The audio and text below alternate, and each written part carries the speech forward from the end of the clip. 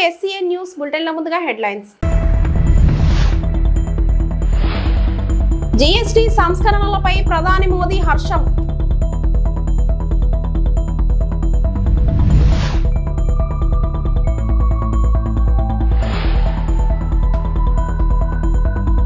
Cabinet నిర్ణయాలను వివరిస్తున్న మంత్రి Kolusu Parthasarathi.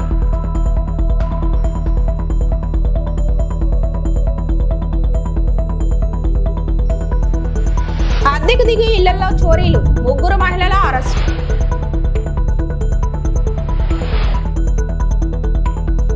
GST సంస్కరణలపై ప్రధానమంత్రి నరేంద్ర మోడీ మాట్లాడుతూ యూపీఏ హయాంలో ఎక్కువ పన్నులు విధించారని ప్రధాని నరేంద్ర మోడీ విమర్శించారు.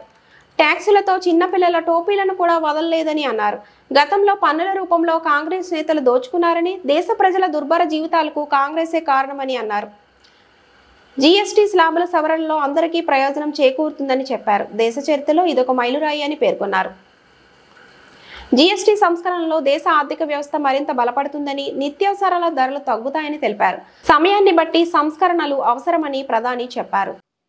साथियों, विकसित भारत का एक और स्तंभ है हमारी युवा शक्ति। हमारे नौजवानों को ज्यादा रोजगार मिले, जो छोटे मोटे बिजनेस में हैं उनको आसानी हो, ये भी सुनिश्चित किया गया है। हमारे जो ऐसे सेक्टर हैं जिसमें सबसे ज्यादा लेबर लगती है, उनको GST की कम दरों से बहुत बड़ा सहारा मिलने वाला है। टेक्सटाइल हो, हैंडीक्राफ्ट हो, लेदर हो, इसमें काम करने वाले साथी, इस बिजनेस से जुड़े साथियों को बड़ी मदद मिली है। इसके साथ साथ कपड़ों और जूतों की कीमतों में भी बहुत कमी आने वाली है। हमारे स्टार्टअप्स, MSME, छोटे व्यापारी, कारोबारियों के लिए टैक्स तो कम हुआ ही है, साथ ही कुछ प्रक्रियाओं को भी सरल किया गया है। इससे उनकी सहूलियत और बढ़ेगी। साथियों, नौजवानों को एक और फायदा फिटनेस के सेक्टर में भी होने वाला है। जिम, सैलून, योगा जैसी सर्विसेज पर टैक्स कम किया गया है, यानी हमारा नौजवान फिट भी होगा और हिट भी होगा। और मैं आपको याद दिला दूं, सरकार आपकी फिटनेस के लिए इतना कुछ कर रही है, तो एक बात मैं बार बार कहता हूं, अब तो ऐसे लोग हैं डेली 200 लोगों से बात करते हैं आप लोगों को मेरी बात जरूर बताइए कि मोटापा हमारे देश के लिए बहुत चिंता का विषय है। इसलिए खाने का तेल 10% कम करने से शुरुआत करें। मोहम्मद जी, आप मेरा एम्बेसडर बन जाइए।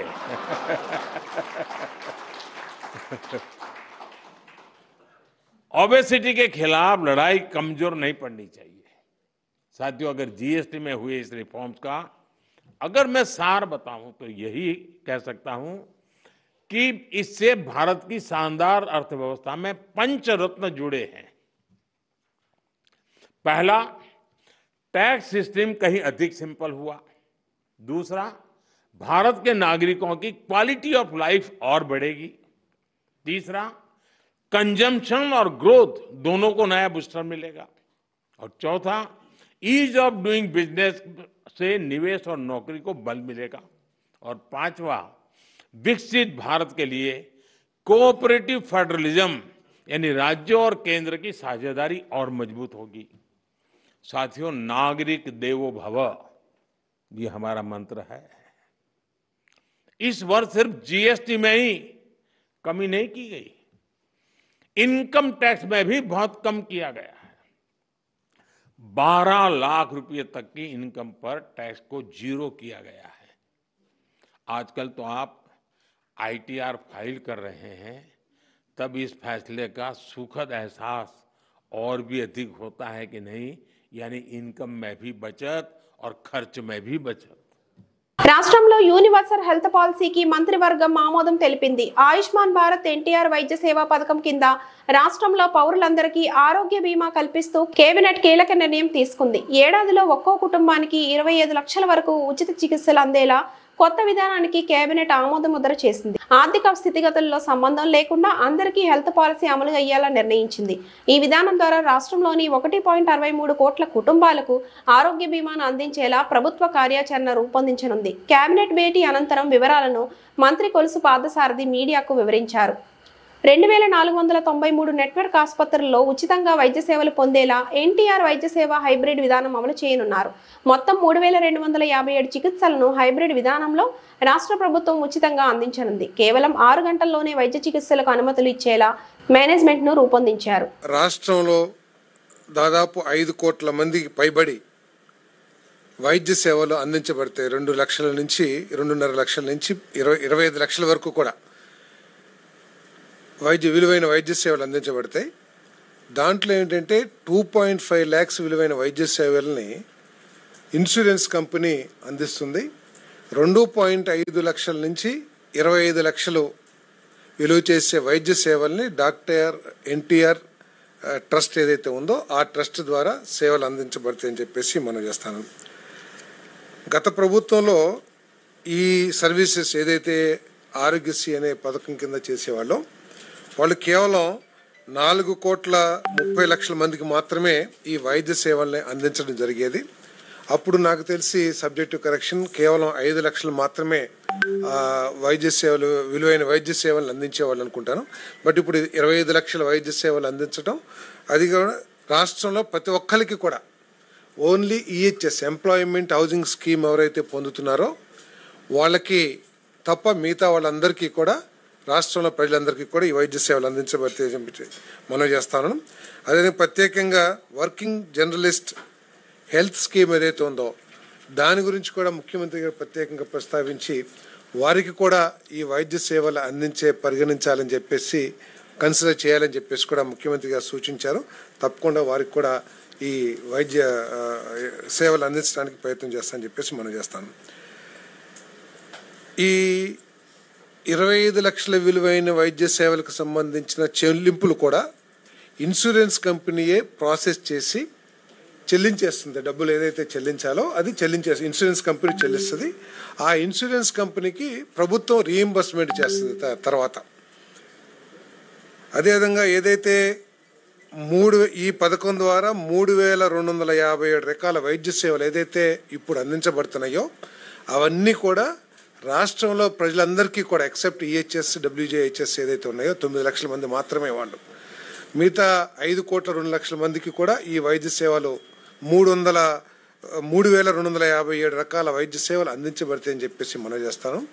గతంలో ప్రభుత్వ రంగ హాస్పిటల్స్లో కేవలం 169 వైద్య సేవలు మాత్రమే రిజర్వ్ చేయబడితే ఇప్పుడు 324 వైద్య సేవల్ని ఈ కేంద్ర గవర్నమెంట్ హాస్పిటల్స్ ద్వారా అందించబడతాయని చెప్పేసి కూడా నేను ఈ సందర్భంగా తెలియజేస్తాను.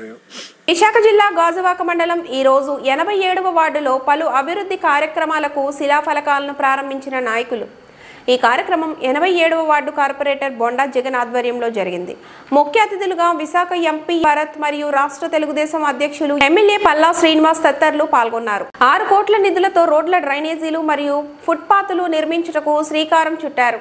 అలాగే ప్రజలకు అన్ని విధాలా మా సహాయ సహకారాలు అందిస్తామని, స్టీల్ ప్లాంట్ ప్రైవేటీకరణ చేయకుండా చూసుకుంటామని, భూ నిర్వాసితులకు తప్పకుండా ఫ్లాట్లు ఇస్తామని, ఆధార్ కార్డుదారులకు ఉద్యోగాలు వచ్చేలా చేస్తామని ఎమ్మెల్యే తెలియజేశారు. అనంతరం ఎంపీ భరత్ మాట్లాడుతూ ఈ ప్రాంత అభివృద్ధి కోసం తగినంత నిధులను కేంద్ర ప్రభుత్వంతో మాట్లాడి సమకూరుస్తానని తెలియజేశారు. దీంతో పాటు ఈరోజు ఇక్కడ ఈ సభ కూడా పెట్టుకున్నాం. ఇది 1962 నుంచి ఆటో నగర్ అని చెప్పి ఐడీసీ వారు ల్యాండ్ ఎక్విజిషన్ చేశారు. తర్వాత ఐడీసీ కాస్త ఏపీఐసీకి వెళ్ళింది. ఆ రోజు 1986 ఆ టైంలో సుమారు 52 ఎకరాలు పెట్టడం జరిగింది. ఏదైతే ఈ గ్రామాలు ఒక ల్యాండ్స్ తీసుకున్నారో, ముఖ్యంగా వడ్లపూడి కావచ్చు, జగరాజ్పేట కావచ్చు, పక్కిరి తక్కియ కావచ్చు, తొంగలం కావచ్చు, చట్టివన్పాలెం, చిన్నగంటాడ, తోకాడ గ్రామాలకు సంబంధించి మరి వాళ్ళ ల్యాండ్లు తీసుకున్నటువంటి పరిస్థితుల్లో వారికి ప్లాట్లు ఇవ్వాలి, భవిష్యత్తులో ఊరికి పెరిగితే కనుక వాళ్ళు ప్లాట్లు ఇవ్వాలని చెప్పేసి మరి ఆ రోజు కొంతమంది నాయకులు పోరాటం చేసిన తర్వాత ఇవ్వడం జరిగింది. అందులో భాగంగా ఈరోజు మళ్ళీ మేము తీసుకొచ్చి అంటే ఇంతవరకు కూడా లిస్టు డిసైడ్ కాలే. ఎందుకు డిసైడ్ కాలేదంటే ఇప్పటికి 5వ తరం ఉంది ఊర్లో. 5వ తరం ఉందంటే ఎవరికి ఇవ్వాలి? ల్యాండ్ లూజర్స్ ఎవరు? క్లాగ్ అయిపోవడము, సీరియస్ ఇష్యూ అవ్వడము, దానివల్ల ఇక్కడ స్థానిక కార్పొరేటర్ జగన్ గారు కూడా జీవీఎంసీ నుంచి ఫండ్స్ తీసుకొచ్చి ఇవాళ 2 వేరే లొకేషన్స్లో 2 కోట్లతో 2 లొకేషన్స్ కదా గడ్డలు చేసేది గడ్డలు ఇప్పుడు 2 లొకేషన్స్ 2 కోట్లతో చేస్తున్నారు. అది కాకుండా గ్రౌండ్ డెవలప్మెంట్, వాకింగ్ ట్రాక్ ఇట్లా చాలా డెవలప్మెంట్ కార్యక్రమాలు చేస్తారండి. మల్లా శ్రీనివాస్ గారు నేను దాంట్లో పాల్గొన్నాము. ఎట్లాగో గాజువాక నియోజకవర్గం గురించి వచ్చాం కాబట్టి ఇక్కడ స్టీల్ ప్లాంట్ గురించి అనేక ఆరోపణలు అండ్ కొన్ని సమస్యలు గురించి మాట్లాడే అవకాశం కూడా ఇవాళ మీడియా మిత్రుల ముందు వచ్చింది. ఇందాక వేదిక మీద మాట్లాడుతూ కూడా చెప్పాము. మేము ప్రభుత్వం వచ్చిన మొదటి రోజు నుంచి, అంటే నేను ప్రమాణం స్వీకారం చేసిన మొదటి రోజు నుంచి స్టీల్ ప్లాంట్ని ఎట్లా కాపాడాలి అనే నిరంతర ఆలోచన కృషితో మేము పనిచేస్తున్నాము. నేను ప్రమాణ స్వీకారం చేసిన తర్వాత మొదటిగా వెళ్ళి అక్కడ నాకు స్టీల్ మినిస్టర్ కుమారస్వామి గారు పరిచయం లేకపోయినా సరే వెళ్ళి, సార్ మా పార్లమెంట్లో ఇష్యూ ఉంది, మీ సపోర్ట్ మాకు కావాలని అడిగితే అప్పటికీ నాకు దీని గురించి ఆల్రెడీ ఒక అవగాహన ఉంది. లోకేష్ అన్న దీని గురించి నాకుతో మాట్లాడారు, దీని మీద ఒక పాజిటివ్గా చేయాలని చెప్పడము. అండ్ మీరే చూశారు కొన్ని నెలల్లో దీనికి కొంత డబ్బులు ఇవ్వడము. టోటల్గా 11,440 కోట్లు కేంద్రం అనౌన్స్ చేసి దాంట్లో ఇంచుమించు వాళ్ళు 9,000 కోట్ల కన్నా ఎక్కువ కేటాయించడము. అండ్ ప్లాంట్లో ప్రొడక్షన్ కూడా 3 ఫర్నెస్లు ఆన్ చేసే పరిస్థితి. 2021లో 3 ఫర్నెస్లు పూర్తిగా ఫంక్షన్ అయ్యాయి. దాని తర్వాత ఈ 4 ఏళ్ళు ఫంక్షన్ అవ్వలేదు. 20% ప్రొడక్షన్ దాని నుంచి తీసుకొచ్చారు. ఈ ప్రయాణంలో చాలా నిర్ణయాలు తీసుకుంటున్నారు. జగన్ గారు కూడా ఇందాక మాట్లాడుతూ చెప్పారు. కొన్ని దగ్గరలో ఏంటంటే పశ్చిమ గోదావరి జిల్లా తాడేపల్లిగూడెం మండలంలో పెద్ద తాడేపల్లి, చిన్న తాడేపల్లి, వెంకట్రావుపాలెం, అప్పారావుపేట, అమృతవరం, లింగారాయుడుగూడెం, అరుగోలను, కుంచనవల్లి గ్రామాల్లో మురుగునీటి సమస్య పరిష్కరించే మ్యాజిక్ డ్రైన్ల పనులను గురువారం ప్రారంభించారు.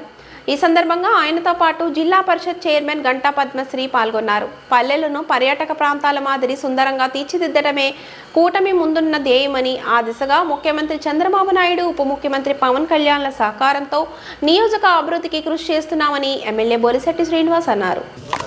తాడేపూడి రూరల్ మండలంలో పలు అభివృద్ధి కార్యక్రమాల్లో నాతో పాటుగా భాగస్వామి అయినటువంటి మా సోదరి జడ్పీ చైర్పర్సన్ పద్మశ్రీ గారికి, మా ప్రసాద్ గారికి, అదేవిధంగా ఈ గ్రామ సర్పంచ్ రాంబాబు గారికి, ఉప సర్పంచ్ రాంబాబు గారికి, అదేవిధంగా ఈ క్లస్టర్ ఇన్ఛార్జ్ సుబ్బరాజు గారికి, అదేవిధంగా మండల ప్రెసిడెంట్ ప్రసాద్ గారికి, జడ్పీటీసీ ఆంజనేయులు గారికి, అదేవిధంగా పుల్లా బాబీ గారికి, మరి ఇంకా జగన్నాథపురం మన అన్నవరం గారికి, అదేవిధంగా ఈ కార్యక్రమానికి వచ్చిన కూటమి నాయకులకి, వీరన్న గారికి, ఇంకా కూటమిలో ఉన్నటువంటి నాయకులందరికీ, ఈ గ్రామ ప్రజలందరికీ కూడా ఉదయపూర్వ నమస్కారం.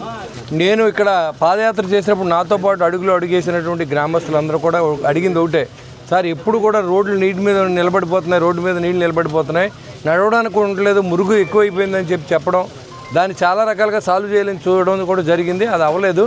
ఇవాళ పవన్ కళ్యాణ్ గారు, చంద్రబాబు నాయుడు గారు, అదేవిధంగా లోకేష్ గారు వీళ్ళందరూ కలిసి ఈ డ్రైనేజ్ అని చాలా అవసరం కాబట్టి మ్యాజిక్ డ్రైన్స్ అని కొన్ని తక్కువ ఖర్చుతో చేసే విధంగా ఈ రాష్ట్ర వ్యాప్తంగా మొదలుపెట్టడం, దాంట్లో తాడేపూడిలో మొట్టమొదటిసారిగా దీన్ని ప్రారంభించడం అనేది చాలా శుభసూచకం. ఎందుకంటే ఇవాళ ఆల్రెడీ పెత్తాడపల్లిలో చేసాం, మరి అమృతపురంలో చేసాం, అదేవిధంగా లింగారాయుడుగూడెంలో చేసాం.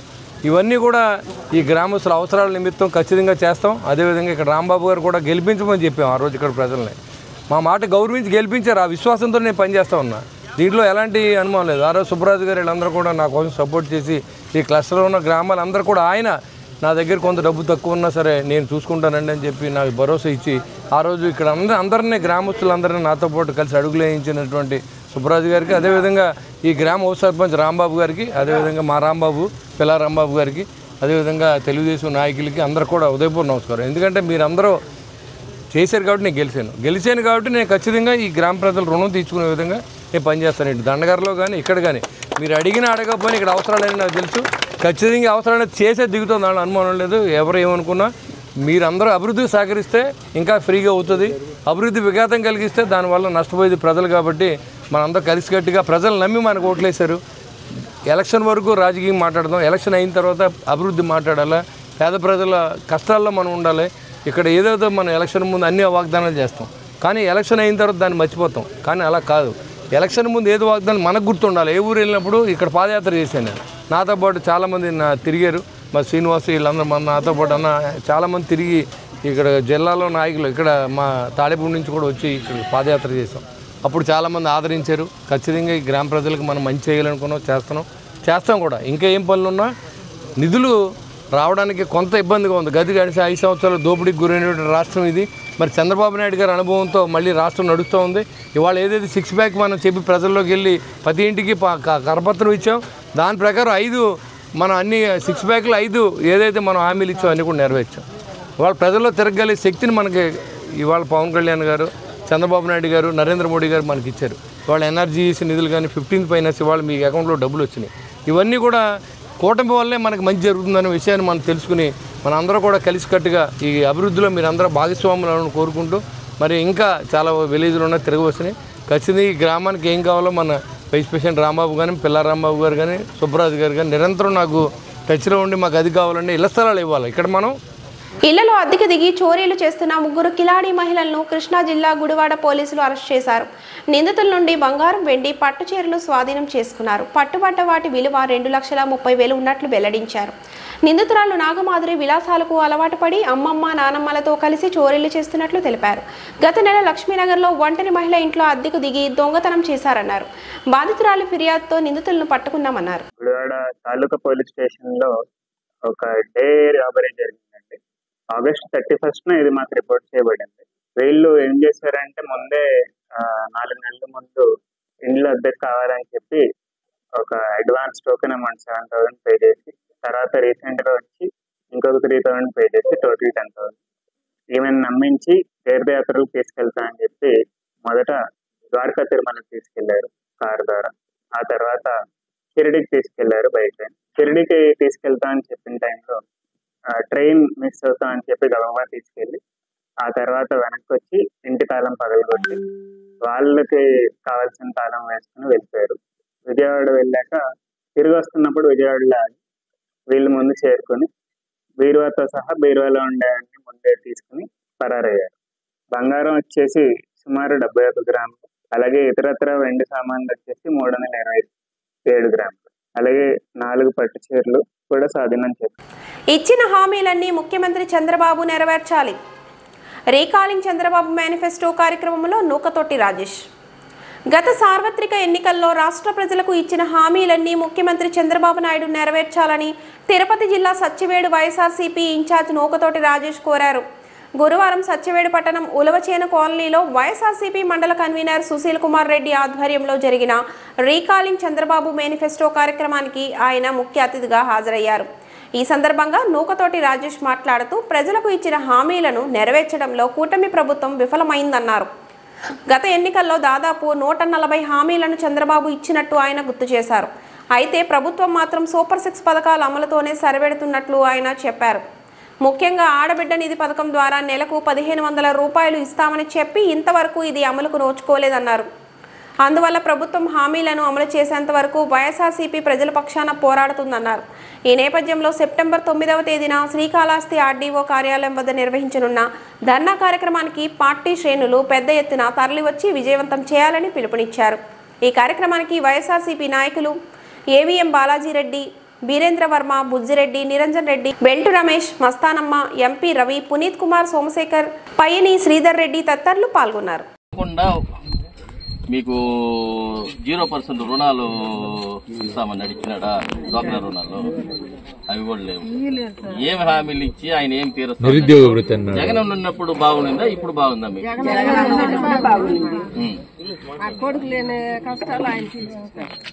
రేషన్ షాప్ ఇంటికాడికి వస్తాయి, రేషన్ లేదు. మరి అది జగన్ అన్న ఉన్నప్పుడు మనకి అన్ని ఇండ్ల కాడికి కాదు. పెన్షన్ అనేది జగన్ అన్న పెట్టింది ఇంటికాడికి తెచ్చేది. అది ఆయన తెల్లారితో తెలియదు.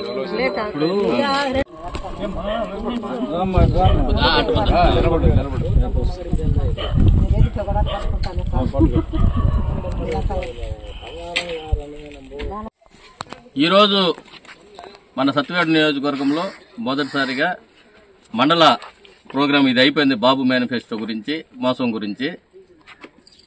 ఇది ప్రోగ్రామ్ ఏంటంటే రీకాలింగ్ చంద్రబాబు మేనిఫెస్టో. అంటే ఆయన మర్చిపోతాడు కాబట్టి ఆయన గుర్తు చేస్తామనే ప్రోగ్రామ్ మాకు స్టేట్ వైడ్ పెట్టారు. సత్యవేడులో ఈరోజు పంచాయతీలో ఈరోజు స్టార్ట్ చేశాం ఉలవచేరులో. ఇక్కడ అందరికి కూడా మహిళలకి వివరించడం జరిగింది ఈ ప్రోగ్రాం గురించి కూడా. మేము వచ్చి కూడా హాఫ్ అన్ అవర్ 1 అవర్ అవుతుంది. ఇది ఏంటంటే ఆయన ఇచ్చిన హామీల్ని నెరవేర్చకుండా తప్పించుకొని తిరుగుతున్నాడు కాబట్టి దాదాపు 6 కాకుండా సూపర్ 6 కాకుండా ఒక 140 హామీల వరకు ఆయన ఇచ్చాడు. అవి కొన్ని అయితే మనకు గుర్తు కూడా లేవు. దాంట్లో ముఖ్యంగా మేము ఫస్ట్ హామీ అని ఆయన చెప్పింది ఆడబిడ్డ నిధి 1500. ఒక లేడీకి 1500 మేము వేస్తాము, 18,000 నీకు 18,000 నీకు 18,000 అని చెప్పారు. నెలకి సంవత్సరానికి 1500, సంవత్సరానికి 18,000. అది ఒక్కరికి కూడా ఇంతవరకు అమలు చేయాల. ఈ మధ్య మనం చూసాము, వాళ్ళ మినిస్టర్ ఒక ఆయన ఈ 1500 ఆడబిడ్డకి ఇవ్వాలంటే మన రాష్ట్రాన్ని అమ్మేయాలని చెప్పాడు ఆయన. ఇది చాలా హాస్యాస్పదమైన ఇది. హామీలు ఇచ్చేటప్పుడు ఆ మాట తెలియదా వాళ్ళకి? అంటే వాళ్ళు ఇంతకుముందు పరిపాలించిన వాళ్ళే కదా. 14 ఏళ్లు సీఎంగా నేను చేశాను, నువ్వు మొత్తం నాకు తెలుసు అంటాడు కదా చంద్రబాబు నాయుడు. మరి ఆయనకి తెలియదా ఏమి హామీలు నెరవేరుస్తామో ఏమి హామీలు నెరవేర్చలేమనేసి? కాబట్టి ఆయన హామీలను ఆయన గుర్తు చేసేదానికి ఈ ప్రోగ్రాం పెట్టాము. అన్ని మండలాలు కూడా స్టార్ట్ అయిపోయింది. ఇక్కడ కూడా మండలం అయిపోయి ఇప్పుడు పంచాయతీ వైజ్ స్టార్ట్ అయింది. ఇంకా వచ్చే కాలంలో మిగతా పంచాయతీలు కూడా స్టార్ట్ చేసుకుంటూ వెళ్తాం. స్టేట్ వైడ్ రైతులకి యూరియా సమస్య అన్ని నియోజకవర్గాల్లో ఉంది. అది ఏంటంటే మన గవర్నమెంట్ లో లేని ఈ రోజు వస్తుంది. ఆయన చెప్తాడు ఒక మినిస్టరు, ఆ రోజు చెప్పిన ఆయన ఈ రోజు కూడా చెప్పటము, ఏం బఫే భోజనాల దగ్గర నిలబడి తింటారు, ఒకరి తర్వాత ఒకరు తింటారు కదా అని. అదే జగన్ అన్నకి ఈ గవర్నమెంట్ కి తేడా. వీళ్ళు బఫే భోజనాలు నిలబెట్టి పెడతా ఉన్నారు. జగన్ అన్న బంతి భోజనాలు కూర్చోబెట్టి అందరికీ ఇండ్ల కాడికి పెట్టాడు. మరి వాళ్ళే ఒప్పుకుంటున్నారు ఇది బఫే భోజనము నిలబడి తినాలి అన్నట్టు. అంటే అక్కడికి వెళ్ళి మనము మన రావాల్సింది మనం అక్కడికి వెళ్ళి తీసుకోవాల్సి వస్తుంది. ఈ గవర్నమెంట్ లో, మన గవర్నమెంట్ లో బంతి భోజనాల్లాగా మన ఇంటికాడికి వచ్చి మన దగ్గరికి వచ్చి భోజనాలు పెట్టే స్థాయి ఉండింది. ఈ వార్తలు ఇంతటితో సమాప్తం. నమస్తే.